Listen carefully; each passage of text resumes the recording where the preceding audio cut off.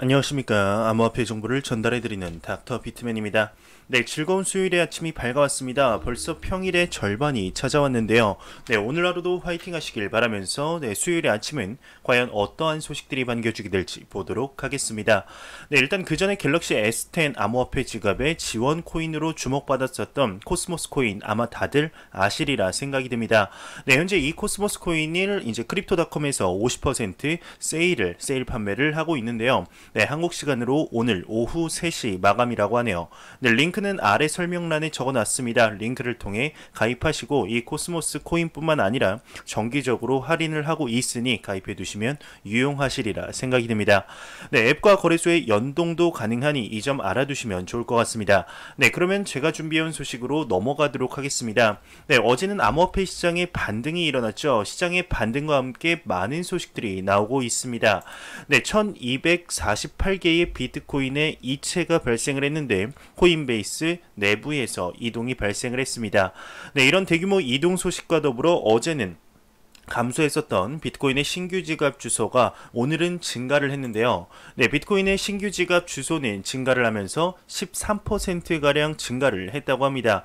네, 크립토 공식 플랫폼이죠. 쟁글에 따르게 되면 2월 18일 18시 기준 24시간 비트코인 네트워크 신규 지갑 주소는 40만 3,828개로 전날 대비 약 13% 증가를 했다고 하는데 활성 지갑 주소 또한 78만 1,978개로 17.15% 증가를 했다고 합니다.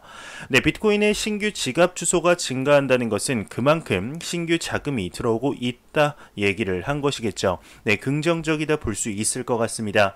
네, 현재 이러한 소식과 더불어서 최근 미국에서 암호화폐에 대한 소식들이 많이 나오고 있는데 오늘은 무슨 소식이 나왔을까요? 네, 바로 내용 보도록 하겠습니다.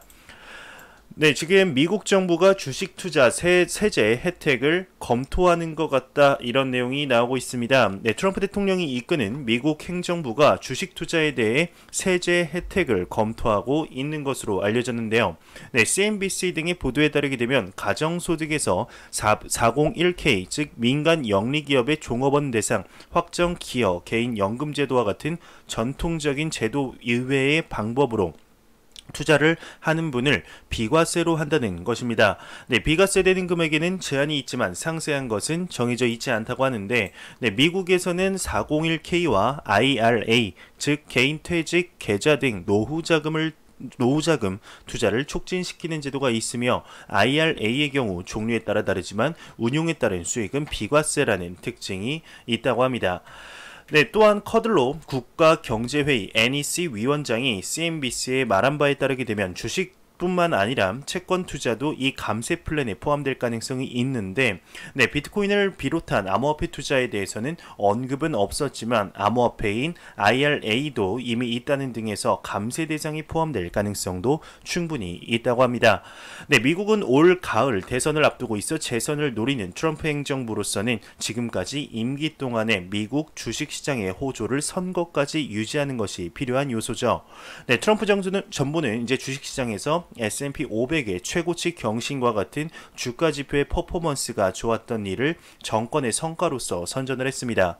네, 개인 투자자들의 자금 여분이 생긴다면 위험 자산에 대한 투자 의욕이 촉진됨으로써 간접적으로 비트코인 시장에도 좋은 영향을 미칠 것이라는 전망도 있죠.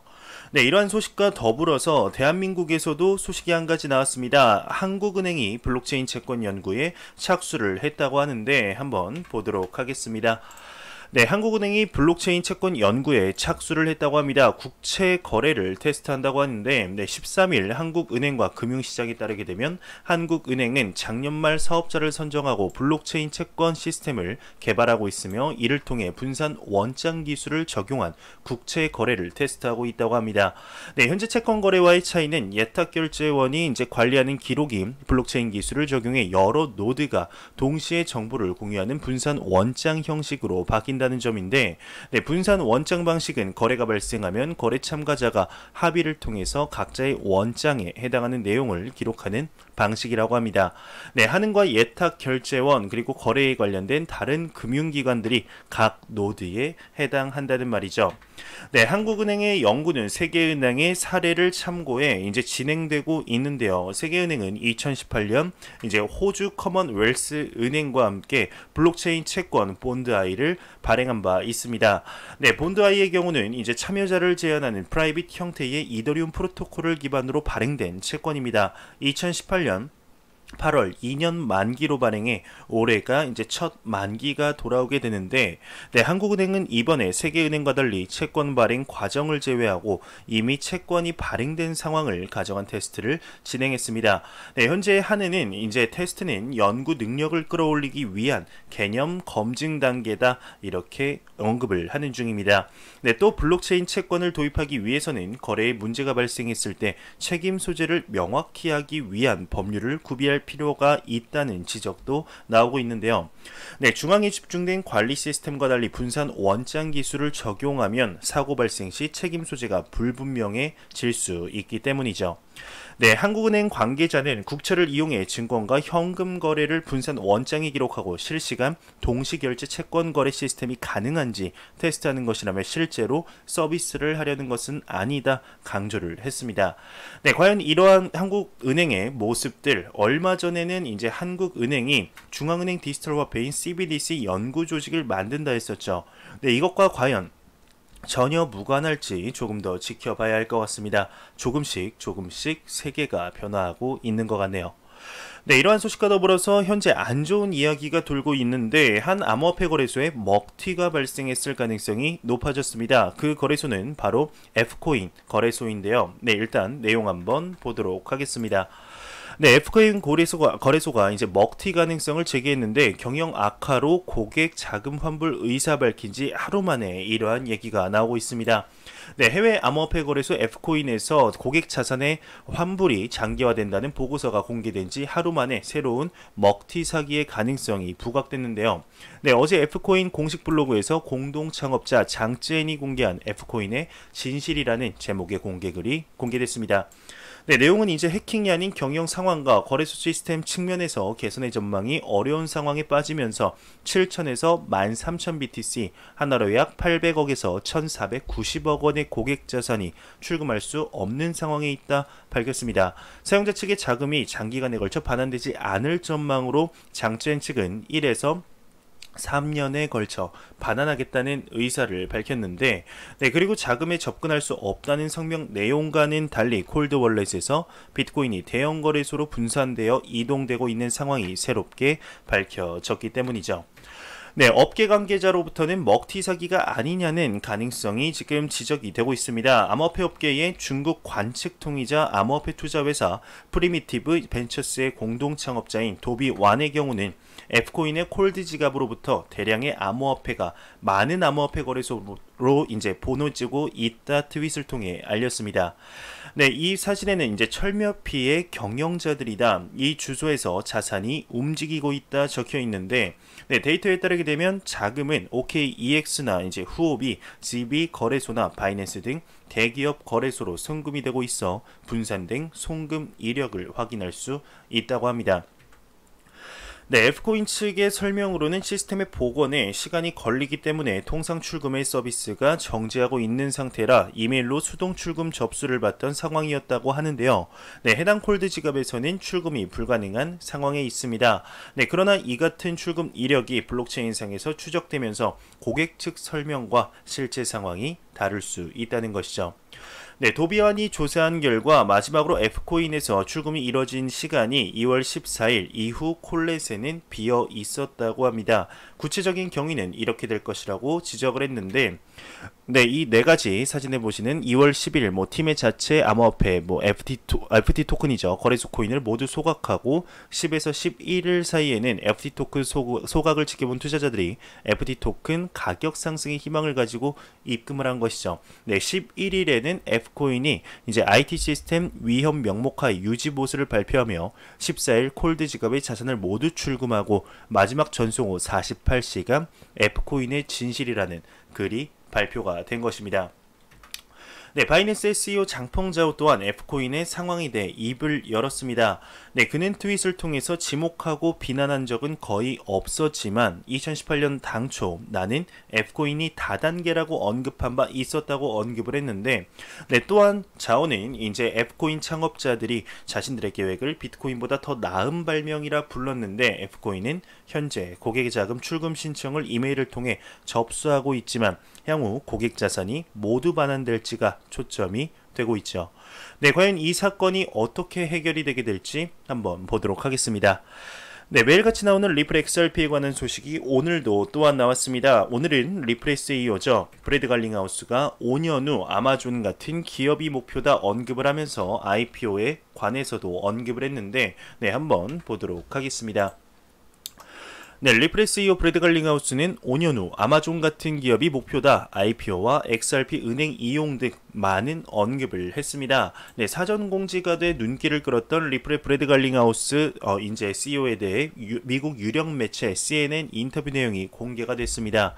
네, 이번 인터뷰에서는 IPO죠, 신규 공개주나 은행의 XRP 이용 등의 주요 토픽에 대해 견해를 나타내고 있는데요. 네, 우선 신규 기업 공개주 IPO 계획에 대해서 갈링하우스는 단기적으로 IPO를 할 계획이 없다 밝혔습니다.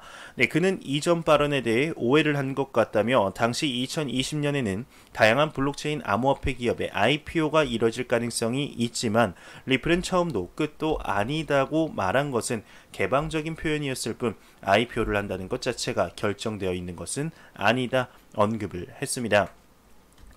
네, 리플의 대차대조표에 관한 내용에서는 자금이 윤택하게 있는 것으로 대기업 이제 머니그램이나 빗소의 투자도 가능하게 되었다고 발언을 했는데, 자금의 여유는 리플사가 실시하고 싶은 출자를 가능하게 하고 있다 말하며 기업이 확대하고 있는 상황을 이렇게 언급을 했습니다. 네, 업계 내에서는 구조조정의 사례가 확인되고 되었지만 이제 우리는 지난해 150명 이상 직원을 고용했다. 우리는 실제 문제에 초점을 맞추고 있다 언급을 하며 이제 리플의 비전으로는 아마존과 같은 기업을 목표로 하고 있다 언급을 했습니다. 네, 리플사의 전개로서는 우선 국경 간 결제 영역에서의 지위 확립부터 이후에는 다른 사업도 할 수 있다 했는데, 이제 향후 5년간 우리는 아마존 북스뿐만 아니라 여러 분야로 사업을 전해야 하는 아마존의 형태처럼 진화하고 싶다 언급을 한 것이죠. 네, 이러한 이야기와 더불어서 이제 디지털 위안화 등 중앙은행의 디지털 통화 관련 내용도 언급을 했는데요. 네, 정부는 암호화폐와 블록체인을 이용해야 한다며 거시적으로 정부와 중앙은행이 새로운 기술을 이용해 경제를 보다 효율적으로 개선하는 것은 암호화폐 업계에도 도움이 된다 언급을 했습니다.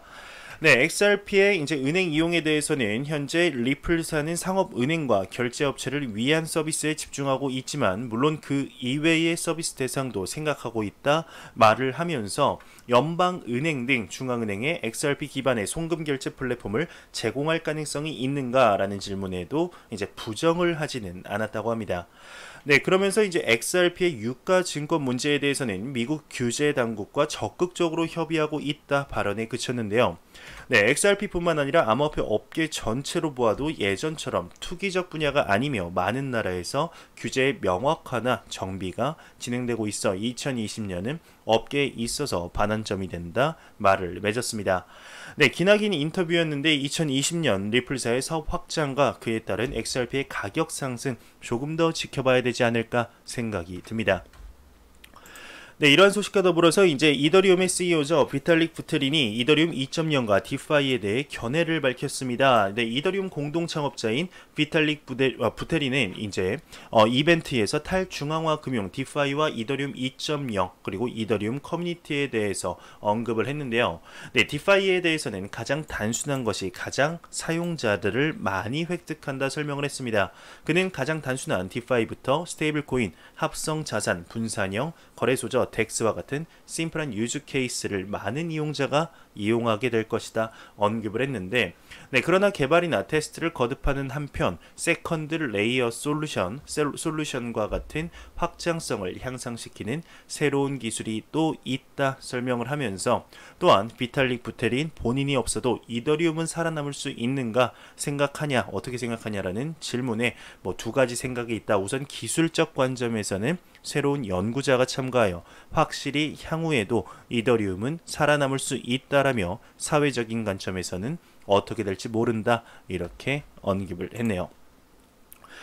네, 블록스트림의 연구원은 비트코인 라이트닝 네트워크의 보안 취약점을 발견했다 언급을 했습니다. 네, 암호화폐 전문 미디어 AMB 크립토에 따르게 되면 블록스트림의 연구원 크리스찬 데커가 최근 연구 보고서를 통해서 비트코인 라이트닝 네트워크에 보안상 취약점이 존재한다 주장을 했습니다. 네, 해당 보고서에 따르게 되면 비트코인 라이트닝 네트워크는 가시 프로토콜 등 메커니즘을 통해서 노드를 검증한다며, 해당 메커니즘으로 일부 민감한 거래 데이터를 검증할 때 프로빙 및 타이밍 공격에 노출될 수 있다 이런 지적입니다. 네, 프로빙 공격은 해커가 자체 탐색을 통해 이제 공격 대상에 전송 가능한 최대한의 거래량을 확정하는 것을 의미한다고 하네요. 네, 펀드엑스와 이제 메이커다오는 중남미 상인의 무료 블록체인 포스기를 제공한다고 합니다. 네, 메이커다오가 라틴 아메리카 지역 상인들에게 무료 블록체인 포스 엑스포스를 제공해 암호화폐 거래를 지원할 것이다. 소비자는 비트코인, 이제 이더리움, MPXS 등 암호화폐로 결제할 수 있지만 엑스포스에 의해 메이커다오 달러 연동 스테이블 코인 다이로 정산이 된다고 합니다. 네, 안 보고 가면 섭섭하겠죠. 크립토 공포 탐욕 지수입니다. 지금 전날보다는 4포인트 오른 53을 기록하며 다시금 이제 중립 단계가 계속되고 있는데, 투자 심리가 전날보다 소폭 회복이 된 것이죠. 네, 이 지수는 0이면 공포, 100이면 낙관이라고 보시면 됩니다.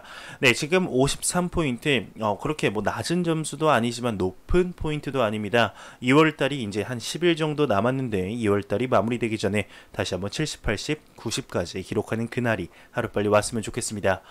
네, 제가 준비한 소식은 여기까지입니다. 마지막으로 코인마켓캡에서 가격 보고 마무리하도록 하겠습니다. 코인마켓캡에서 메이저 탑10 코인들 보고 마무리하도록 하겠습니다. 네, 현재 메이저 탑10 코인 중 1위인 비트코인의 경우는 1.13% 상승하며 1150만원대, 2위의 이더리움은 5.95% 상승하면서 31만 5천원대, 리플 XRP가 2.65% 상승하면서 337원대를 보여주고 있습니다. 네, 비트코인 도미넌스 같은 경우는 전날 대비 크게 다르지 않죠. 62.5%로 암호화폐 시장이 매우 강력한 비트코인의 시가총액 점유율을 볼 수가 있겠네요.